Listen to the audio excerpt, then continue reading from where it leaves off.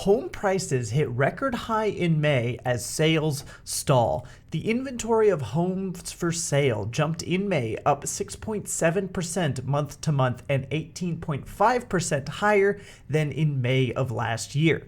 The median price of an existing home sold in May was $419,300, a record high price in Realtors recordings, and up 5.8% year over year. And honestly, this came as a surprise to me. I knew home prices were going up, but I had anticipated that they would flatten or go down for May specifically. And that is for two main reasons. The first is that mortgage interest rates have been going down, as you can see here. Mortgage interest rates today, June 23rd, 2024, rates remain under 7%. As we approach the final week of June, 30-year mortgage rates are hovering around 6.55%. This is down significantly from early May when rates topped 7%, but we're still in a relatively high rate environment. If you're looking to buy a home this year, you'll want to look at multiple mortgage rate lenders, yada, yada, yada. According to the Mortgage Bankers Association's latest forecast, mortgage rates may still fall to 6.5% by the end of 2024, a very modest drop from where we are now. So while the Fed could cut interest rates before the end of the year, don't expect a huge decrease to mortgage rates before 2025 unless inflation trends down more steeply than expected over the several months. And you can actually see the trend of the 30-year fixed mortgage rates average in the United States over the past years. And I'm looking at 2022 to today. And as you can see, it went up and up and up as the Fed continued to hike interest rates. And then it peaked around here in October, where on average, it actually has been going down. It went down for a bit and then it started to go back up, but it's going back down. And if you're looking at a 6-month average or whatever this is, it is actually coming down. And I personally thought sales of homes would spike once it was under 7%. Not because 7% is specifically a special number of any kind, but I had assumed that people would see that it was below 7% and that would trigger some kind of lock it in now before it goes back above 7%, because 7% is probably the highest interest rate number in the memory of a lot of people that are buying homes for the first time. But this spike didn't happen. Home sales, like the article said, are basically flat or falling, as you can see here. Sales of previously owned homes are sitting at a 30-year low and didn't move much in May as prices hit a new record high and mortgage rates remain high.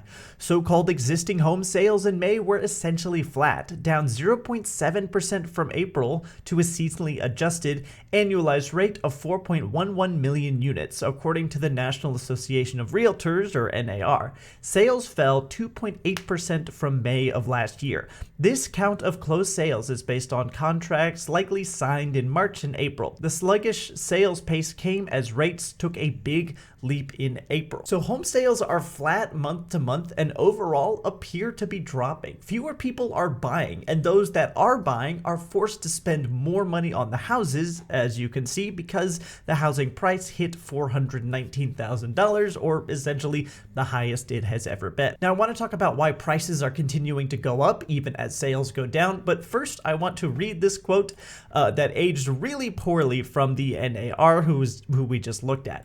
In 2023, homebuyers were largely met with tight inventory, surging interest rates, and record high prices. But according to experts, 2024 may be turning over a new and better leaf. By the way, this is from January, so it was about 2024's housing market, the predictions there. The worst years are over. This is a quote. The worst in housing affordability is over. This year will be a year of home sales recovery, said Lawrence Yuan, chief economist at the National Association of Realtors, told Fox television stations. And that is the National Association of Realtors that has reported this price, which is the highest it has ever been. So the economic state we're in is highly unusual, and even these so-called experts, who by and large do know what they're talking about, do not understand what's going on right now. And that's not because they're dumb, it's because nobody understands what's going on right now. And we're kind of just taking it day by day to see if this is a problem that we can readily and easily solve. Also, before we move on, if you enjoy this kind of deep dive into business news and finance news,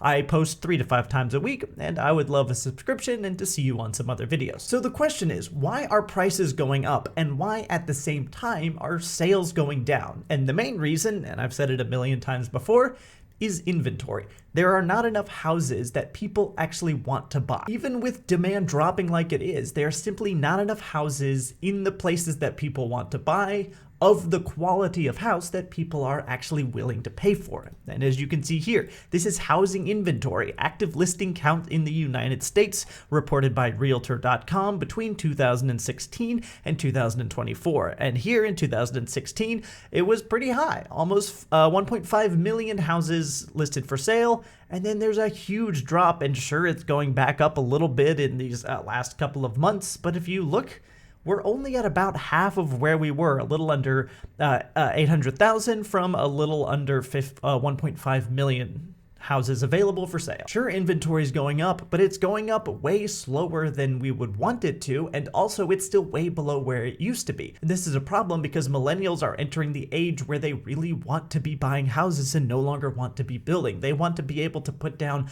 the money on a 30-year mortgage and be able to pay it off before they retire. So they're kind of getting desperate to purchase houses, but there are fewer and fewer houses relative to the population that are actually available to be purchased. In addition to houses not really being built and the sale inventory staying low, people are also unwilling to sell. And that's because if you bought your house like 4 to 10 years ago, you locked in a very low 3.5% interest rate. If you were to sell your house and move somewhere else, you would basically be forced to double your interest rate from that 3.5% to that 7%. So there's far less motivation to actually move because you don't want to take on that higher interest rate, because that adds up to tens of thousands, possibly hundreds of thousands of dollars more that you're paying in interest, depending on the size of your house. Additionally, a lot of zoning laws don't allow for new constructions to be cheaply built. So things like the cost of permits, the cost of hooking up sewer and electricity to the grid, and getting waste management and getting the surveys and the architectural things and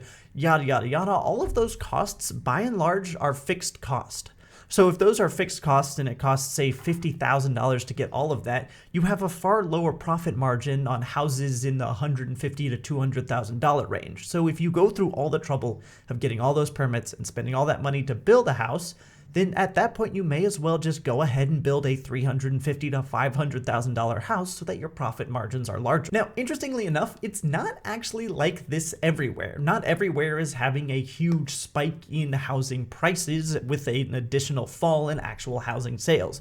Some states are actually seeing a fall in housing prices, as you can see here. Florida housing prices slashed by 1 in 4 sellers.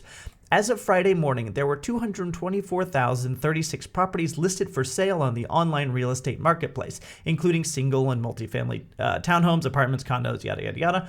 Of those, 52,469 had a price reduction, meaning that nearly 1 in 4, a little over 23%, sellers had cut their asking price. This phenomenon was even clearer after taking some elements out of the equation, and then it just talks more about it. But large cities like Orlando, Cape Coral, and some other places in Florida are seeing housing prices actually drop. And Florida is not the only state that's seeing this. Texas is also seeing in some of its larger cities housing prices drop. And before someone tries to get political in my comments saying, see, look, the red states are having affordable housing, look how bad the blue states are, yada, yada, yada, I just want to remind you that housing inventory goes up when people probably don't want to live there anymore. So Florida, for example, has a huge issue with home insurance quadrupling over the past 3 years. It is essentially impossible to get homeowners insurance in Florida, and so people are forced to sell their house and leave because you have to have homeowners insurance. And Texas has a lot of issues with its power grid, which probably means that people who are